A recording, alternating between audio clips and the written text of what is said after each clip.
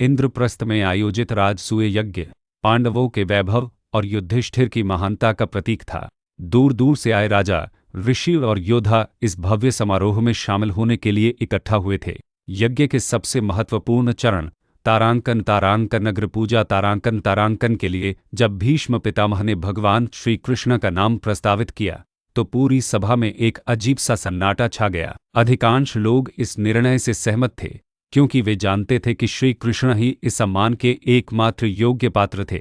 लेकिन कुछ लोगों के हृदय में ईर्ष्या और घृणा की आग भड़क उठी और उनमें से सबसे प्रबल था चेदी देश का राजा शिशुपाल, जो श्री कृष्ण का फुफेरा भाई था, अपने अहंकार और घृणा में चूर था। उसके लिए श्री कृष्ण सिर्फ एक ग्वाले थे जिन्होंने बचपन में कई शरारतें की थी और कई राजाओं का वध किया था। शिशुपाल यह देखकर सहन नहीं कर पा रहा था कि एक ग्वाले को, जिसे वह तुच्छ समझता था, इतने बड़े यज्ञ में इतना सम्मान दिया जा रहा है। वह अपनी शत्रुता को छिपा नहीं सका और भरी सभा में खड़े होकर युधिष्ठिर और भीष्म पितामह का अपमान करने लगा। शिशुपाल ने क्रोध में भरकर कहा, हे युधिष्ठिर, क्या यह तुम्हारी सभा है जहां एक साधारण ग्वाले को इतना सम्मान दिया जा रहा है? क्या यहाँ भीष्म, द्रोणाचार्य, धृतराष्ट्र जैसे महान राजा और गुरु नहीं बैठे हैं जो इस सम्मान के योग्य हैं? तुमने एक ऐसे व्यक्ति को सम्मानित किया है जिसने राजाओं का वध किया है और अधर्म का पालन किया है।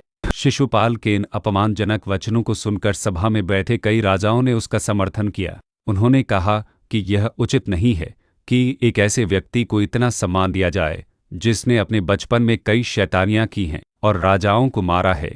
भीष्म पितामह ने शिशुपाल को समझाने का प्रयास किया। उन्होंने कहा, हे शिशुपाल, तुम नहीं जानते कि तुम क्या कर रहे हो। श्री कृष्ण कोई साधारण व्यक्ति नहीं है बल्कि स्वयं भगवान हैं। उनका अपमान करना उचित नहीं है।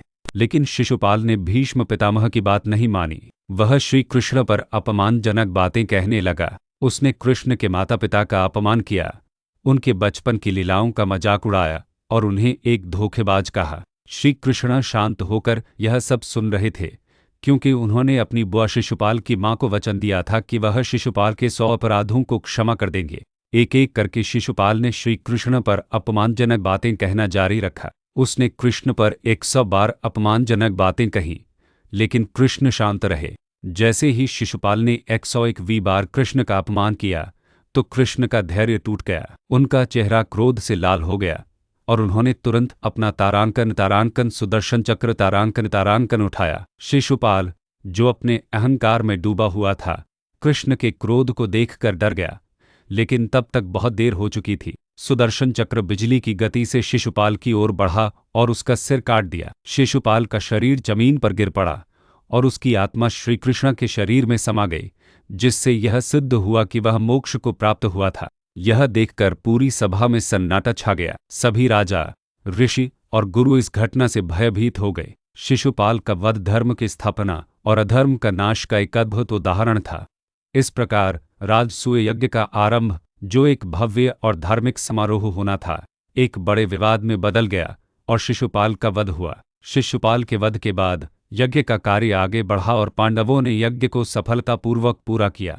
यह कहानी हमें यह सिखाती है कि अहंकार का परिणाम हमेशा बुरा होता है और श्री कृष्ण, जो भगवान हैं, हर किसी को क्षमा करते हैं। लेकिन जब कोई व्यक्ति धर्म की सीमा को पार कर जाता है तो उसे दंड मिलता है।